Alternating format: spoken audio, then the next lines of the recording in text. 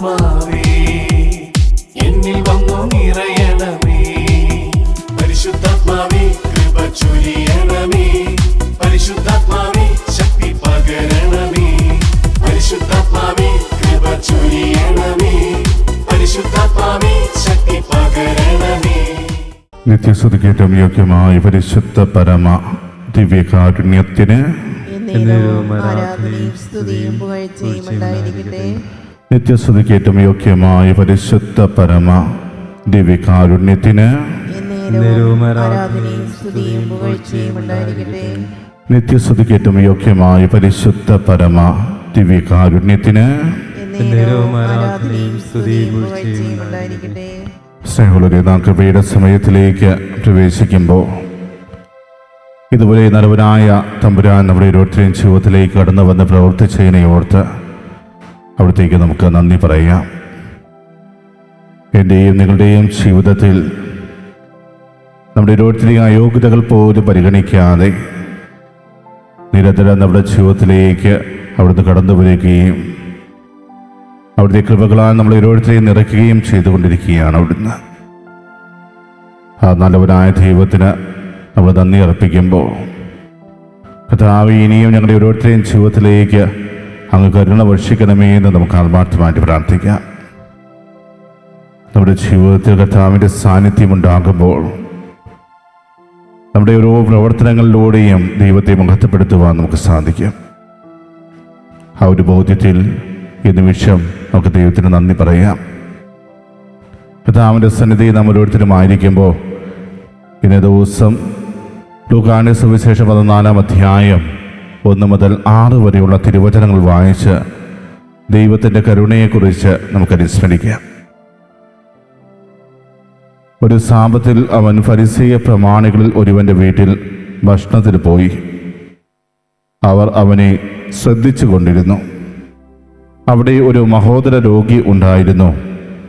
യേശു നിയമജ്ഞരോടും ഫരിസേയരോടുമായി ചോദിച്ചു, സാപത്തിൽ രോഗശാന്തി നൽകുന്നത് അനുവദനീയമോ അല്ലയോ? അവർ നിശബ്ദനായിരുന്നു. യേശു അവനെ അടുത്ത് വിളിച്ച് സുഖപ്പെടുത്തി അയച്ചു. അനന്തരം അവൻ അവരോട് ചോദിച്ചു, സാപത്തിൽ തൻ്റെ പുത്രനോ കാളയോ കിണറ്റിൽ വീണാൽ ഉടൻ പിടിച്ചു കയറ്റാത്തവനായി നിങ്ങളിൽ ആരുണ്ട്? മറുപടി പറയാൻ അവർക്ക് കഴിഞ്ഞില്ല. സ്നേഹമുള്ളവരെ, ഇന്ന് നമ്മൾ വായിച്ചു കേട്ട ഈ വചനഭാഗം അവിടെ നമ്മൾ കാണുക, യേശുനാഥൻ സാപത്തിൽ പ്രവർത്തിക്കുന്ന 3-ാമത്തെ രോഗശാന്തിയും അതോടൊപ്പം തന്നെ സാപത്ത് ദിവസം നടത്തുന്ന അവസാനത്തെ രോഗശാന്തി ശുശ്രൂഷ കൂടിയാണിത്. ഇതിന് തൊട്ടു മുമ്പുള്ള അധ്യായത്തിൽ 13-ാം അധ്യായം 10 മുതൽ 17 വരെയുള്ള തിരുവചനങ്ങളിലും സാബത്ത് ദിവസം അവിടെയുള്ള ഫരിസേയരുടെയും സിനഗോഗ് അധികാരികളുടെയും എല്ലാം എതിർപ്പിനെ അവഗണിച്ചുകൊണ്ട് ഒരു കൂന് പിടിച്ച സ്ത്രീയെ സുഖപ്പെടുത്തുന്ന കർത്താവിനെ നമ്മൾ കാണുന്നുണ്ട്. അപ്പോൾ യേശുനാഥൻ അവരോട് പറയുന്ന ഒരു കാര്യം, കപടനാട്യക്കാരെ, നിങ്ങൾ ഓരോരുത്തരും സാപത്തിൽ കാളയെയോ കഴുതയോ തൊഴുത്തിൽ നിന്നഴിച്ച് വെള്ളം കുടിപ്പിക്കാൻ കൊണ്ടുപോകുന്നില്ലേ? 18 വർഷം സാത്താൻ ബന്ധിച്ചിട്ടിരുന്നവളായ അബ്രാഹത്തിൻ്റെ ഈ മകളെ സാപത്ത് ദിവസം അഴിച്ചുവിടേണ്ടതില്ലെന്നോ? ഇന്ന് നമ്മൾ വായിച്ചു കേട്ട വചനഭാഗത്തിൽ യേശു മറ്റൊരു തരത്തിൽ അവരോട് ചോദിക്കുകയാണ്, സാപത്തിൽ തൻ്റെ പുത്രനോ കാളയോ കിണറ്റിൽ വീണാൽ ഉടൻ പിടിച്ചു കയറ്റാത്തവരായി നിങ്ങളിൽ ആരുണ്ട്? ഈ 2 ചോദ്യങ്ങളിലൂടെയും യേശുനാഥൻ ഇവിടെ വളരെ വ്യക്തമായിട്ട് പറയുകയാണ്, സാമ്പത്തിൽ മൃഗങ്ങളോട് പോലും കരുണ കാണിക്കുവാൻ നമ്മൾ മനസ്സ് കാണിക്കുമ്പോൾ എന്തുകൊണ്ടാണ് നമ്മുടെ കൂടെയുള്ള വ്യക്തികളോട് ഒന്ന് കരുണ കാണിക്കുവാൻ നമുക്ക് സാധിക്കാതെ പോകുന്നത്? നമ്മുടെ സഹോദരങ്ങളോട്, നമ്മുടെ ബന്ധുമിത്രാദികളോട്, നമ്മുടെ കുടുംബത്തിലുള്ളവരോടൊക്കെ കരുണ കാണിക്കുവാൻ നമുക്ക് ഓരോരുത്തർക്കും സാധിക്കാറുണ്ട്. ദൈവത്തിൻ്റെ കരുണയുടെ ചിത്രം നമ്മളെല്ലാവരും വണങ്ങുകയും പ്രാർത്ഥിക്കുകയും ചെയ്യുമ്പോഴും അവിടുത്തെ കരുണ നമ്മുടെ ജീവിതത്തിലേക്ക് ഏറ്റെടുക്കുവാൻ നമുക്ക് സാധിക്കാറുണ്ട്. ഇന്ന് വായിച്ചു കേട്ട വചനഭാഗത്തിൽ യേശുനാഥൻ ഒരു ഫരീസേയ പ്രമാണികൾ ഒരുവൻ്റെ വീട്ടിൽ ഭക്ഷണത്തിനിരിക്കുകയായിരുന്നു എന്നാണ് പറയുക. സാധാരണ നിലയിൽ ഒരു വ്യക്തി ഭക്ഷണത്തിന് വേണ്ടി കടന്നു ചെല്ലുമ്പോൾ, അല്ലെങ്കിൽ ആ ഒരു വിരുന്നിന് വേണ്ടി കടന്നു ചെല്ലുന്നുണ്ടെങ്കിൽ അതിനർത്ഥം അത് ഒരു സ്നേഹപ്രകടനത്തിന് വേണ്ടിയായിരിക്കാം, അല്ലെങ്കിൽ അവർ തമ്മിലുള്ള ആ ഒരു സൗഹൃദം കാത്തു പാലിക്കുന്നതിൻ്റെ ഭാഗമായി ചെയ്യുന്ന ഒരു കാര്യമായിട്ടാണ്. എന്നാൽ ഇന്ന് വായിച്ചു കേട്ട വചനഭാഗത്തിൽ എടുത്തു പറയുന്ന ഒരു കാര്യം ഇതാണ്: അവർ അവനെ ശ്രദ്ധിച്ചു കൊണ്ടിരുന്നു. അവർ അവനെ ശ്രദ്ധിച്ചു കൊണ്ടിരുന്നു എന്ന് പറയുമ്പോൾ തന്നെ ആ വചനത്തിൽ നിന്നും നമുക്ക് മനസ്സിലാക്കാൻ സാധിക്കുന്ന ഒരു കാര്യം എന്ന് പറയുന്നത്, അവർ യേശുവിനോടുള്ള സ്നേഹത്തെ പ്രതിയല്ല അവനെ വിളിച്ചത്. യേശുവുമായി ഒരു സൗഹൃദം സ്ഥാപിക്കുന്നതിന് വേണ്ടിയല്ല അവനെ ഭക്ഷണത്തിന് വേണ്ടി വിളിച്ചത്, മറിച്ച് അവനിൽ എന്തെങ്കിലും തരത്തിലുള്ള കുറ്റം കണ്ടെത്തുവാൻ സാധിക്കുമോ എന്ന് അറിയുവാൻ വേണ്ടിയാണ് അവർ യേശുവിനെ ആ ഭക്ഷണത്തിനായിട്ട് വിളിക്കുക. അതുകൊണ്ട് തന്നെ വളരെ സൂക്ഷ്മമായി യേശുവിനെ അവർ ശ്രദ്ധിച്ചു കൊണ്ടിരുന്നു. എന്തെങ്കിലും തരത്തിൽ അവൻ്റെ ഭാഗത്തു നിന്നും ഒരു കുറ്റം കണ്ടെത്തുവാൻ നമുക്ക് സാധിക്കും. അങ്ങനെ അവനെതിരെ കുറ്റം ആരോപിക്കുവാൻ, തെളിവുകൾ ശേഖരിക്കുവാൻ വേണ്ടിയാണ് അവർ ശ്രദ്ധിച്ചു കൊണ്ടിരുന്നത്. അവരുടെ ശ്രദ്ധ എന്താണ് എന്ന് കൃത്യമായിട്ട് മനസ്സിലാക്കിക്കൊണ്ട് തന്നെയാണ് യേശുനാഥൻ ആ ഒരു വിരുന്നിന് വേണ്ടി പോകുന്നത്. പ്രിയമുള്ളവരെ, പലപ്പോഴും നമ്മുടെ ഓരോരുത്തരുടെയും ജീവിതത്തിൽ ഇതുപോലെ പ്രതികൂലമായ സാഹചര്യങ്ങൾ കടന്നു വരുമ്പോൾ നമ്മൾ എടുക്കാൻ പോകുന്ന തീരുമാനത്തെക്കുറിച്ച് നമ്മൾ വീണ്ടും വീണ്ടും ചിന്തിക്കാറുണ്ട്. എന്നാൽ യേശുവിൻ്റെ പ്രവർത്തനങ്ങളിൽ ഇതുപോലെയുള്ള പ്രതിബന്ധങ്ങൾ അവന് ഒത്തിരിയേറെ ഇഷ്ടമുള്ള കാര്യമാണ്. കാരണം ഈ പ്രതിബന്ധങ്ങളെല്ലാം തൻ്റെ മുന്നിലേക്ക് കടന്നു വരുമ്പോൾ താൻ എടുത്ത തീരുമാനത്തിൽ നിന്നും പുറകോട്ട് പോകുവാൻ യേശുനാഥൻ തയ്യാറാകുന്നില്ല. എടുത്ത തീരുമാനത്തെക്കുറിച്ച് പിന്നീട് ആകുലപ്പെടുന്നതായിട്ടും നമുക്ക് വചനത്തിൽ കാണുവാൻ സാധിക്കില്ല. മറിച്ച് താൻ എടുത്ത തീരുമാനം എന്താണ് എന്നും അത് എന്തിനു വേണ്ടിയാണെന്നും വളരെ കൃത്യതയുള്ള ഒരു വ്യക്തിയായിരുന്നു യേശുനാഥൻ. അതുകൊണ്ട് തന്നെ തൻ്റെ ജീവിതത്തിൽ എടുത്ത തീരുമാനങ്ങളിൽ നിന്ന് പിന്തിരിയാതെ അവൻ ആ വിരുന്നിന് പോവുകയാണ്. തന്നെ വിളിച്ചവരുടെ ലക്ഷ്യം വളരെ വ്യക്തമായി അറിഞ്ഞുകൊണ്ട് തന്നെ ദൈവത്തെ മഹത്വപ്പെടുത്തുവാൻ ലഭിക്കുന്ന അവസരങ്ങൾ കൃത്യമായി വിനിയോഗിക്കുന്ന കർത്താവിനെ നമുക്കിവിടെ കാണുവാൻ സാധിക്കും. പ്രിയമുള്ളവരെ, അതാണ് യേശുനാഥൻ എന്ന ഈ കൃപയുടെ സമയത്ത് നമ്മോട് പറയുവാൻ ആഗ്രഹിക്കുന്നത്. ദൈവത്തിൻ്റെ കരുണയുടെ മുഖം മറ്റുള്ളവരുടെ മുമ്പിൽ എടുത്തു കാണിക്കുവാൻ നാം ആഗ്രഹിക്കുമ്പോൾ നമ്മുടെ ജീവിതത്തിലേക്ക് കടന്നു വരാവുന്ന എല്ലാ പ്രതിബന്ധങ്ങളെയും അതിജീവിക്കുവാൻ നമുക്ക് സാധിക്കണം. എൻ്റെ കൂടെയുള്ള വ്യക്തികളെ പ്രീതിപ്പെടുത്തുവാനല്ല, എൻ്റെ സഹോദരങ്ങളെ പ്രീതിപ്പെടുത്തുവാനല്ല, എൻ്റെ കുടുംബാംഗങ്ങളെ പ്രീതിപ്പെടുത്തുവാനല്ല, മറിച്ച് എൻ്റെ ദൈവത്തെ പ്രീതിപ്പെടുത്തുവാൻ വേണ്ടിയാണ് ഞാൻ എല്ലാ കാര്യങ്ങളും ചെയ്യുന്നത് എന്ന ബോധ്യം നമുക്കുണ്ടായിരിക്കണം. അങ്ങനെ ദൈവത്തിൻ്റെ മഹത്വത്തിന് വേണ്ടി നാം ചെയ്യുമ്പോൾ അവിടെ ഒത്തിരിയേറെ അനുഗ്രഹങ്ങൾ നമ്മുടെ ജീവിതത്തിൽ ലഭിക്കും. ദൈവത്തെ കൂടുതലായി അനുഭവിക്കുവാൻ എനിക്ക് സാധിക്കും. ഞാനെന്ന ഭാവം എൻ്റെ ജീവിതത്തിന് പൂർണ്ണമായി ഇല്ലാതാകുന്നത് അനുഭവിക്കുവാൻ നമുക്ക് സാധിക്കും. അതേസമയം പതിയെ പതിയെ എൻ്റെ ജീവിതത്തിലേക്ക് അഹങ്കാരത്തിൻ്റെ ചിന്തകൾ കടന്നു വരുമ്പോൾ പിന്നീട് ഞാൻ ചെയ്യുന്ന എല്ലാ പ്രവൃത്തികളും അത് എൻ്റെ പ്രശസ്തിക്ക് വേണ്ടി ഞാൻ ചെയ്യുന്ന ഒന്നായി മാറും. അവിടെ ദൈവത്തിൻ്റെ കൃപ അനുഭവിക്കുവാൻ നമുക്ക് സാധിക്കില്ല. ദൈവത്തിൻ്റെ കരുണ ഏറ്റുവാങ്ങുവാൻ നമുക്ക് സാധിക്കില്ല. അതുകൊണ്ട് എല്ലാം മറന്ന് ദൈവത്തിന് വേണ്ടി പ്രവർത്തിക്കുന്നവരായിട്ട് നമ്മൾ മാറണം. 13-ാം അധ്യായത്തിൽ ആ കൂനുള്ള സ്ത്രീ 18 വർഷമായി ആത്മാവ് ബാധിച്ച് നിവർന്നു നിൽക്കുവാൻ പോലും കഴിയാത്ത അവസ്ഥയിലൂടെ കടന്നു പോകുകയായിരുന്നു.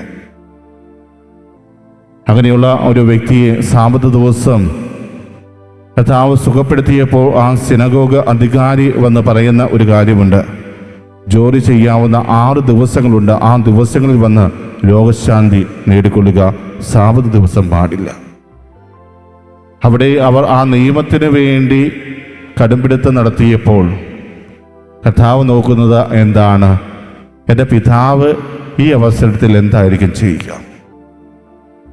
18 വർഷമായി ആത്മാവ് ബാധിച്ച് ഒന്ന് നിവർന്നു നിൽക്കുവാൻ പോലും കഴിയാതെ വേദനയോട് കഴിയുന്ന ആ അബ്രാഹത്തിൻ്റെ മകളെ സുഖപ്പെടുത്തിയപ്പോൾ അതിൽ സന്തോഷിക്കാതെ നിയമം പറഞ്ഞുകൊണ്ട് അതിനെ വിലക്കുവാൻ ആഗ്രഹിക്കുന്ന സിനഗോഗ് അധികാരിയാണ് നമ്മളവിടെ കാണുക. പ്രിയമുള്ളവരെ, പലപ്പോഴും നമ്മൾ ഓരോരുത്തരും ആ ഒരു രീതിയിലാണ് പലരോടും പെരുമാറാറുള്ളത്. നമ്മുടെ ജീവിതത്തിലും ദൈവത്തിൻ്റെ കരുണ പ്രകടമാക്കാൻ പറ്റുന്ന ഒത്തിരിയേറെ അവസരങ്ങൾ കടന്നു വരാറുണ്ട്. പക്ഷേ പല അവസരങ്ങളിലും നിയമം പറഞ്ഞുകൊണ്ട് അതെല്ലാം മാറ്റിവെക്കുന്ന ഒരു സ്വഭാവം നമുക്കും നമ്മളറിയാതെ ലഭിച്ചിട്ടുണ്ട്. എന്നാൽ ഇന്ന് കർത്താവ് നമ്മുടെ മുമ്പിൽ വളരെ വ്യക്തമായിട്ട് പറയുകയാണ്, നിയമത്തെക്കാൾ ഉപരിയായി ദൈവത്തിൻ്റെ കരുണയ്ക്ക് നീ സ്ഥാനം നൽകുക. നിന്റെ മുമ്പിൽ കടന്നു വരുന്ന വ്യക്തികളിൽ ദൈവത്തെ ദർശിച്ചുകൊണ്ട് അവർക്ക് എന്താണോ നമുക്ക് ചെയ്തു കൊടുക്കാൻ സാധിക്കുന്നത് അത് ചെയ്തു കൊടുക്കുവാൻ നീ തയ്യാറാവുക. ഇവിടെ ഈ മഹോദര രോഗിയെ അവനടുത്തേക്ക് വിളിച്ച് സുഖപ്പെടുത്തി അയച്ചു എന്നാണ് പറയുക. താനിത് ചെയ്യുമ്പോൾ തനിക്കെതിരെ പ്രവർത്തിക്കുവാൻ വേണ്ടി വളരെ ശ്രദ്ധയോടെ നോക്കിയിരിക്കുന്ന ഫരിസേയരും നിയമജരുമെല്ലാം ആ വിരുന്നിൽ പങ്കെടുക്കുന്നുണ്ട് എന്നറിഞ്ഞുകൊണ്ട് തന്നെയാണ് കർത്താവ് അവിടെ പ്രവർത്തിച്ചത്. കർത്താവിൻ്റെ മുമ്പിൽ ഒരൊറ്റ ലക്ഷ്യം മാത്രമേ ഉണ്ടായിരുന്നുള്ളൂ, അത് ദൈവത്തിൻ്റെ ഹിതം നിറവേറ്റുക എന്നുള്ളതാണ്. തന്നെ എന്തിനു വേണ്ടിയാണോ ഈ ലോകത്തിലേക്ക് അയച്ചത് അത് കൃത്യമായി ഏറ്റെടുത്തുകൊണ്ട് അതിനു വേണ്ടി പ്രവർത്തിച്ചു കൊണ്ടിരിക്കുക. അതിനെ തൻ്റെ ജീവിതത്തിലേക്ക് കടന്നു വരാവുന്ന എല്ലാ പ്രതിബന്ധങ്ങളെയും ശക്തമായി നേരിട്ടുകൊണ്ട് തന്നെ ദൈവത്തിന് വേണ്ടി പ്രവർത്തിക്കുക. പ്രിയമുള്ളവരെ, ഈ കൃപയുടെ സമയം നമ്മൾ ഓരോരുത്തരും ചിന്തിക്കുക, എൻ്റെ ജീവിതത്തിൽ മറ്റുള്ളവർ എന്ത് വിചാരിക്കും എന്ന് ചിന്തിച്ചുകൊണ്ട് ചെയ്യാവുന്ന നന്മകൾ പോലും ഞാൻ മാറ്റിവെച്ചിട്ടുണ്ടോ? അത് ചെയ്യാനുള്ള എല്ലാ സ്വാതന്ത്ര്യവും എനിക്കുണ്ടായിരുന്നു. പക്ഷേ എൻ്റെ കൂടെയുള്ള വ്യക്തികൾ എന്നോട് എപ്രകാരമായിരിക്കും പ്രതികരിക്കുക? ഞാനിത് ചെയ്തു കഴിഞ്ഞാൽ എന്തായിരിക്കും അവരുടെ ഭാഗത്തു നിന്ന് കടന്നു വരുന്ന മറുപടി? അവരുടെ പ്രതികരണങ്ങൾ എന്തൊക്കെയായിരിക്കാം? അങ്ങനെയെല്ലാം ശ്രദ്ധിച്ചുകൊണ്ട് എപ്പോഴും മറ്റുള്ളവരിലേക്ക് ഒരു ഫോക്കസ് ചെയ്ത് നമുക്ക് ചെയ്യാവുന്ന കാര്യങ്ങൾ നമ്മൾ വേണ്ടത് വെച്ചിട്ടുണ്ടോ? അങ്ങനെയുണ്ടെങ്കിൽ ഇന്ന് കരുണാമയനായ കർത്താവ് ഈ അപ്പത്തിൻ്റെ രൂപത്തിൽ നമ്മുടെ മുമ്പിലേക്ക് കടന്നു വരുമ്പോൾ അവൻ്റെ സന്നിധിയിൽ നമുക്ക് മാപ്പിരക്കാം. ഈശോയെ, എൻ്റെ ജീവിതത്തിൽ എനിക്ക് അങ്ങയെ മഹത്വപ്പെടുത്തുവാനുള്ള ഒത്തിരിയേറെ അവസരങ്ങൾ ലഭിച്ചിട്ടുണ്ട്. പക്ഷെ അതൊന്നും കൃത്യമായിട്ട് നിർവഹിക്കുവാൻ എനിക്ക് സാധിച്ചില്ല. ദൈവത്തിൻ്റെ മഹത്വത്തെക്കാൾ ഉപരിയായി എൻ്റെ കൂടെയുള്ളവരെ പ്രീതിപ്പെടുത്തുവാനാണ് ഞാൻ ആഗ്രഹിക്കുകയും പരിശ്രമിക്കുകയും ചെയ്തത്. പല അവസരങ്ങളിൽ ഞാൻ ചെയ്തത് തെറ്റാണെന്ന് ഈ നിമിഷം ഞാൻ തിരിച്ചറിയുന്നു. എന്നോട് പൂർണ്ണമായും ക്ഷമിച്ച് എന്നോട് കരുണ കാണിക്കണമേ എന്ന് നമുക്ക് ആത്മാർത്ഥമായിട്ട് പ്രാർത്ഥിക്കാം. നമ്മുടെ ചുറ്റുമുള്ള വ്യക്തികളെയും ഈ നിമിഷം കർത്താവിൻ്റെ വലിയ കരുണ ലഭിക്കുന്നതിന് വേണ്ടി നമുക്ക് പ്രത്യേകം സമർപ്പിച്ച് പ്രാർത്ഥിക്കാം.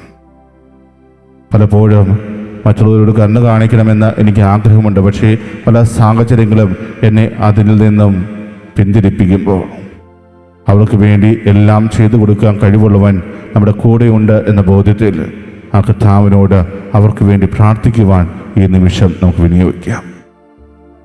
പ്രിയമുള്ളവരെ, എനിക്കും നിങ്ങൾക്കും ചെയ്യാവുന്നതിനേക്കാൾ അധികമായി നമ്മുടെ കർത്താവിന് മറ്റുള്ളവരുടെ ജീവിതത്തിൽ പ്രവർത്തിക്കാൻ സാധിക്കും. ആ ഒരു ബോധ്യത്തോടെ നമ്മളെ തന്നെ പൂർണ്ണമായി സമർപ്പിച്ച് കർത്താവ് എന്നിലൂടെയും പ്രവർത്തിക്കാൻ വേണ്ട എല്ലാ അനുഗ്രഹങ്ങളും നൽകണമേ എന്ന് യാചിച്ചുകൊണ്ട് ഈ നിമിഷം നമുക്ക് ദൈവത്തെ മഹത്വപ്പെടുത്താം. നമ്മൾ ഓരോരുത്തരെയും അനുഗ്രഹിച്ച നല്ലവനായ തമ്പുരാന് നമുക്ക് പ്രത്യേകം നന്ദി അർപ്പിക്കാം. ശ്രവിച്ച വചനഭാഗം ലൂക്കായുടെ സുവിശേഷം 14-ാം അധ്യായം 1 മുതൽ 6 വരെയുള്ള തിരുവചനങ്ങളാണ്. സാബത്ത് ദിവസം തന്നെ പരീക്ഷിക്കുവാനും നിരീക്ഷിക്കുവാനും വേണ്ടി ഒത്തിരിയേറെ ആളുകൾ തൻ്റെ ചുറ്റുമുണ്ട് എന്ന ബോധ്യത്തിൽ തന്നെ ആ മഹോദര രോഗിയോട് പൂർണ്ണമായും ദൈവത്തിൻ്റെ കരുണ എന്തെന്ന് വെളിപ്പെടുത്തിയ ആ നല്ലവനായ തമ്പുരാൻ ഇന്ന് നമ്മോട് പറയുകയാണ്, നിൻ്റെ ജീവിതത്തിലും ഇതുപോലെ ഒത്തിരിയേറെ പ്രതിബന്ധങ്ങൾ കടന്നു വരാം. അതെല്ലാം തരണം ചെയ്തുകൊണ്ട് ദൈവത്തിൻ്റെ മഹത്വത്തിന് വേണ്ടി നീ പ്രവർത്തിക്കണം.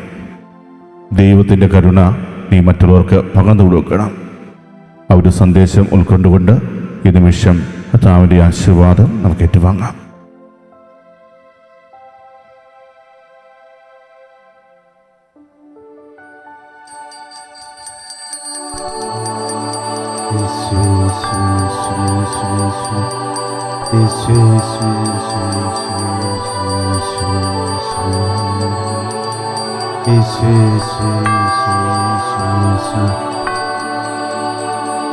പരിശുദ്ധ പരമമാ ദിവ്യകാരുണ്യമേ, എന്നുമെന്നും അങ്ങേക്കാരാധന.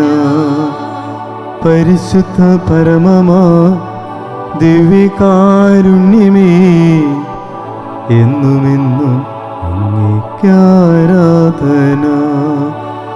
പരിശുദ്ധ പരമമാ ദിവ്യകാരുണ്യമേ, എന്നുമെന്നും അങ്ങേക്കാരാധന.